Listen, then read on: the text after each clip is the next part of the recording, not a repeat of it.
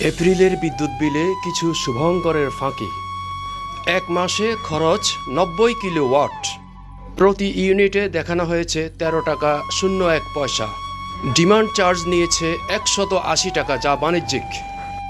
এরপর মিটার ভাড়া ১০ টাকা, ভ্যাট ৫%-এ ৬৮ টাকা, অর্থাৎ ৯০ কিলোওয়াটে মোট বিল ১৪৩০ টাকা দিতেই হবে, যার অর্থ প্রতি কিলোওয়াটে আমরা বিদ্যুৎ বিল দিচ্ছি এখন ১৫ টাকা ৮৯ পয়সা।